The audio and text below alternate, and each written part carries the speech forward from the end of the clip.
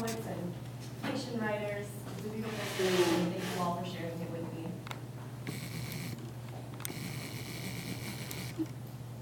Ometeotl is strong with us. We are spinning gold out of mere dust, always.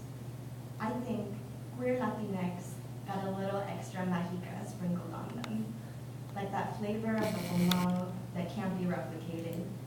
We always got that something special. We're made out of the freedom of birds, the receptivity of water, y expresiones infinito de la pasionaria.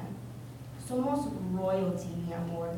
We crown ourselves in the queerdom that lives on now. Somos a reminder to those who are afraid of change that we are change and we are not afraid. Here, this generation emerges. Through the clouds of chaotic violence, I see your light. Como un arco iris en el gris. I see you give a stranger the last slice of pan. Como un arco iris en el gris.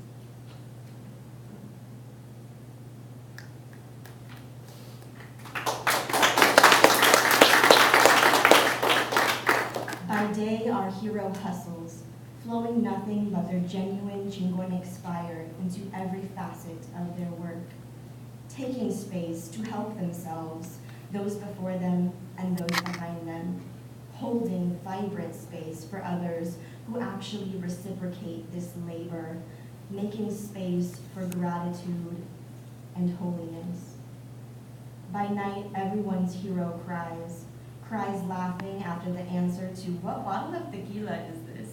Is ay güey, no sé. Tears sneak in a little now and then when their friends are just so fucking sweet, dancing under that miel de piloncillo moonlight. Cries when it feels like there's tajin in the tender mango wound of their heart, because today was exhausting, being you in a world where you are far too often a nameless hero. If you didn't already know, my hero is you, my hero is me too. For centuries, our presence has transformed the limits of these white walls around us. No confinement could ever hold such colorful love.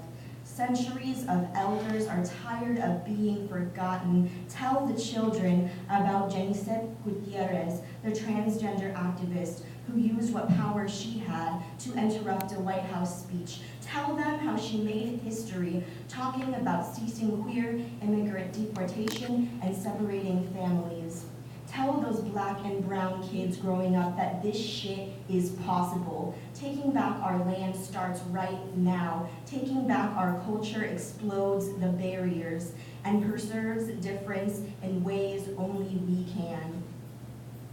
When I was growing up, dreaming of brighter tomorrows, I would imagine our voices being heard.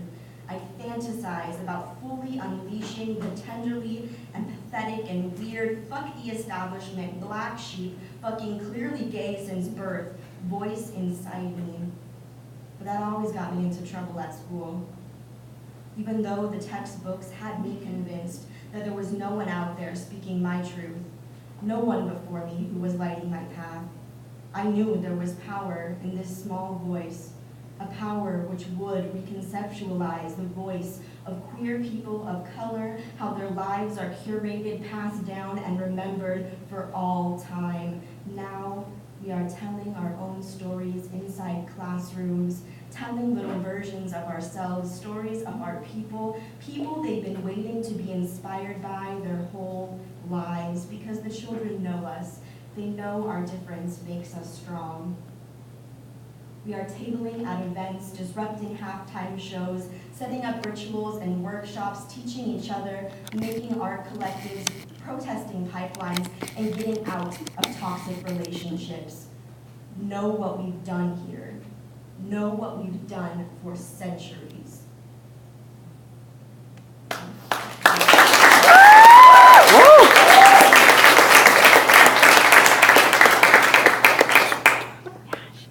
Official Pride Partner. Where does one go to get certified as an ally of rainbow capitalism?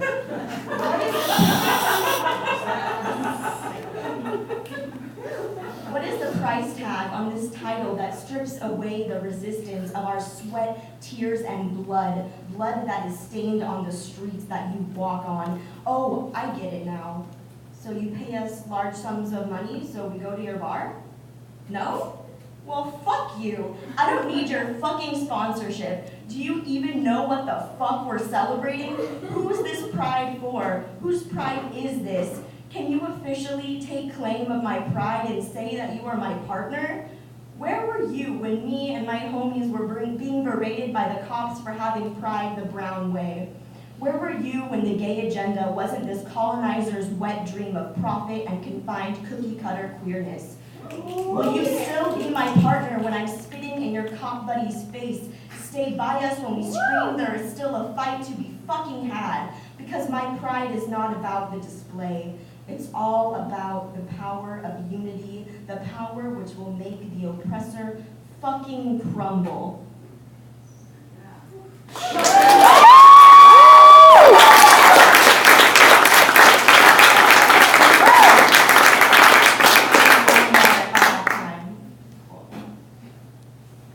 Under the white man's foot. And body so soiled not even a sweat bath will purify the putrid perversion of this body. There is a contagious stench colonialism permeates. Co-opted body, mind, and soul in a stolen nation, demanding detoxify, decolonize.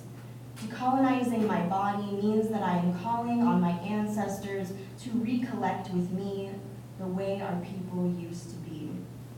They take me in, chanting stories about a tapestry of life, a revered loyalty for the gifts of Xochipilli.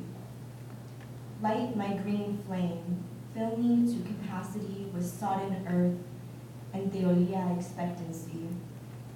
The tierra, our hearts trodden down, snatched as babes slept, Teotl serenaded and sound. Our love, our history, customs, scribed into books as savagery, whilst empires burn, for the sake of travesty, doctors now evil witches to those who rape and pillage La Madre Tierra and her children for profit. What is your excuse for trampling the bodies of my people only to make way for black slaves? Unrelenting stomp of white supremacy on my proverbial head. Under the foot of the white man, they tried to bleed our magic. Brown hands staking claim, the muddy land that breathes into worn souls of swollen feet sworn to heap the seeds. Somewhere our indigenous roots have been buried, mourning generations of relatives, swearing now this blood runs deeper, we are more here than ever. Purépecha to Navajo, to Great Sioux Nation, refuse to be conquered, refuse to forget Turtle Island. Connected to my body now, plugged in, deep in, reflection, sudden revelation. I cherish my bushy, overgrown eyebrows, and I love the hair on my mouth that won't stop growing no matter how many times I rip it off. I am not supposed to love these things. Our ancestors are a part of us, and we are a part of them, united in the tapestry. I learned to love these things because they taught me how. But it was the white man who taught those kids to jump me in the 3rd grade for not assimilating. Under the foot of the white man, I learned to hold it all in. 6th grade, clenched jaw over clenched fist. I've had enough mustache Mary jokes. So I punched Matthew Mitchell square in the face, slapped Perla Jones across her mouth, and told her to keep my name out of it. So what if I'm a faggot? I am enamored by my dark eyelids and the swollen shadows under them. Grateful for the way my hips spread wide and the fat spilling outside my clothes, palms open, thankful for gifts wrapped in corn husks. I am not supposed to love these things. I am decolonizing my queer body, staking claim to my two-spirit ways. Let us dig into our roots. Harvest now, then again, sow the seeds, swift and nurturing of nature.